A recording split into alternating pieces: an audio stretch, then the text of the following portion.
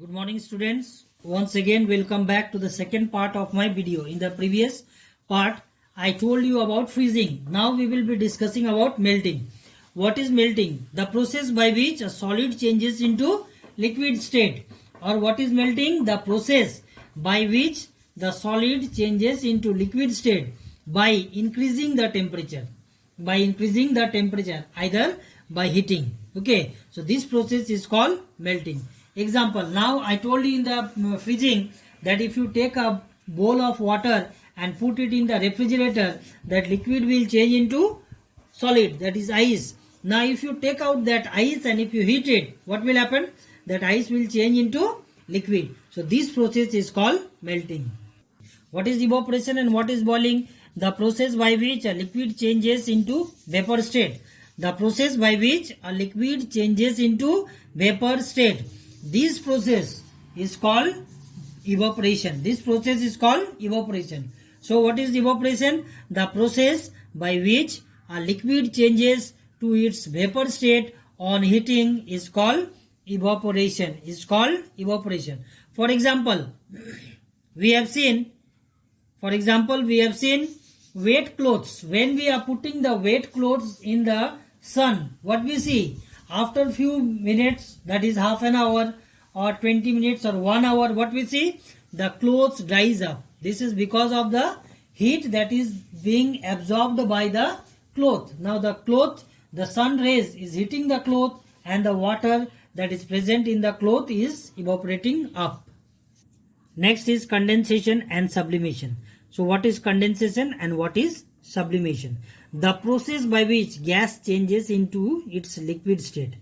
What is condensation? The process by which a gas changes into its liquid state on cooling. If you cool that gases that is produced, it changes into liquid state. This is called condensation. This is called condensation. For example, on cooling, steam changes into water. Now you have seen that when we are cooking food, your mother or anyone cooking food, one cover is put on that cooked food.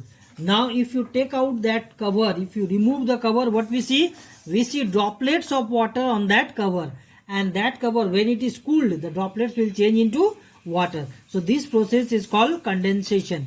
Now sometime solid directly changes into gaseous state. Sometime the solid, it directly changes into gases without changing into liquid. So this process is called sublimation. This process is called sublimation. So what is sublimation? The process by which a solid directly changes into gaseous state without changing it into liquid form. This is called sublimation. Now this sublimation, where we can find? Have you seen the camphor that we are putting it in the cloth, in the cupboard? So you have seen that camphor. See here it is given example. See this white color camphor or moth ball, we can say we are putting inside the cloth, and after some time we will see this moth ball has disappeared. Now solute, solvent and solution. Solute, solvent and solution. So what is solute, what is solvent and what is solution? Now take a glass of water and add some sand to it. What do you see? If you take a glass of water and put sand in that water and try to stir it, what we will see? We will see after some time the sand goes and settles at the bottom. Yes, no? Sand sinks to the bottom of the glass. Now take another glass of water and add a teaspoon of sugar or salt. Add a teaspoon of sugar or salt to it. Now what do we see? When we stir, we leave it like that. After few minutes, what we see? The sugar or salt that we have added to it, it has totally been disappeared. The sugar dissolved in water. So this sugar that is solid and the disappeared in water is the liquid. What will be the taste of water?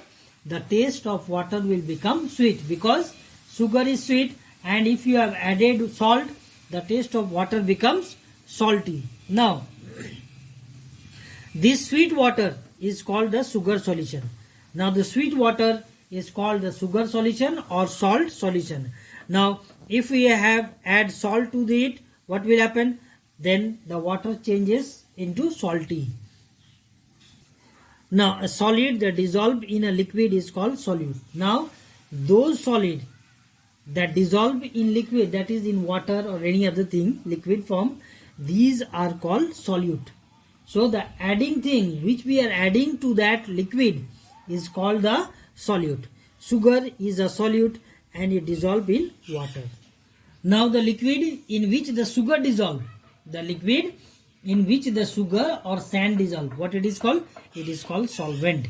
The liquid in which the sugar or sand dissolve is called the solvent.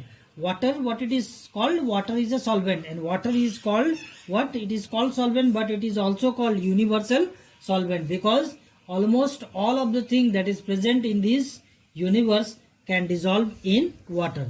The liquid we get after the solid has dissolved in it is called solution.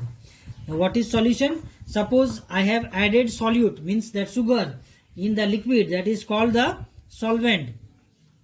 And after this solute and solvent, when they mix together, the thing that we get, the product that we get, that is called the solution. Suppose we have added water, in water we have added salt or sugar, the water tastes salty or sweet. So that is called the solution.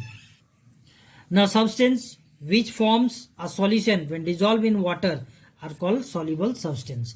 So substance which are soluble in water or which forms a solution when dissolved in water are called soluble substance. For example, sugar and salt, they forms what? Soluble substance, because they are totally soluble in water. Now those substances that do not form solution after dissolving it in water, they are called insoluble substance. They are called insoluble substance. Example, chalk and sand. Now water, it is called as universal solvent. I told you in the beginning only why it is called universal solvent, because almost all of the thing that is present in this universe can dissolve in water.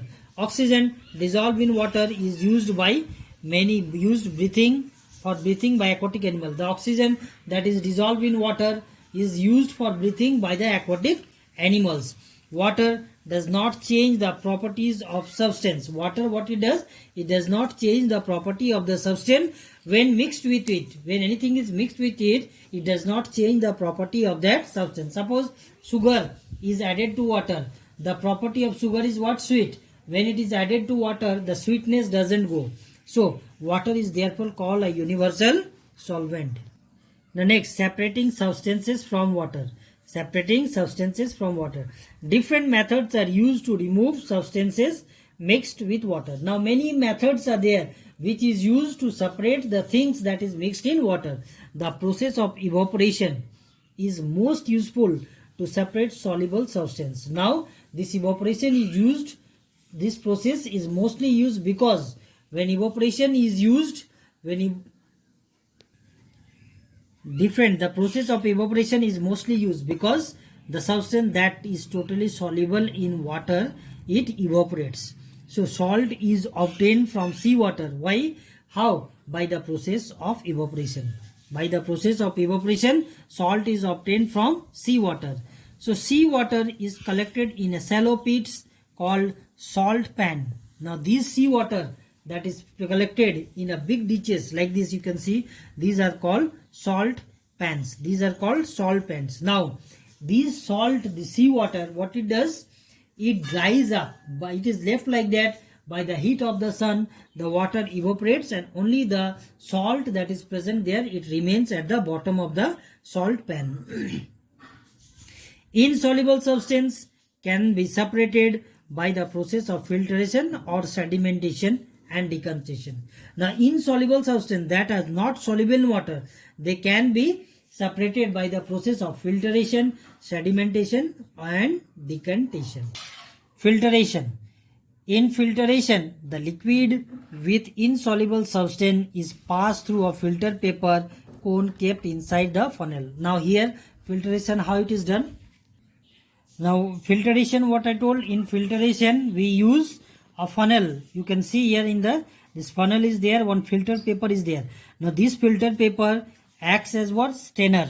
Now this filter paper acts as strainer. Whatever insoluble substance that is present in water is present, all will be filtered by this filter paper, and only the soluble, that is water, will enter through that and it will be collected in the beaker.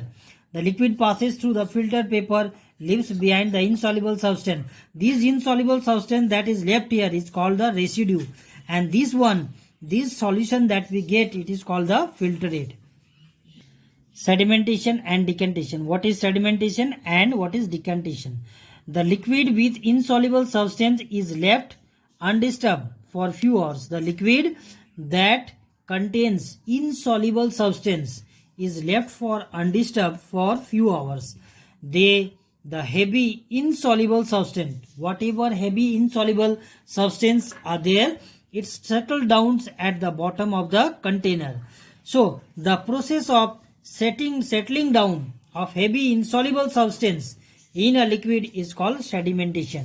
What is sedimentation? The process of settling down of heavy insoluble substance that is present in the liquid at the bottom of the container is called sedimentation. The matter that settles down is called sediments, and those things that settle down is called the sediments. So now the clear water is gently passed into another container. The process of pouring clear water into another container without disturbing the sediments is called decantation. So what is decantation? The process of pouring clear water from one container to another container without disturbing the sediments is called decantation. So try separating mud and water by the process of sedimentation and decantation. Now if you take a glass of water and add mud to it, stir it, what we will see? And after few minutes, let it be undisturbed. Let it leave it for undisturbed.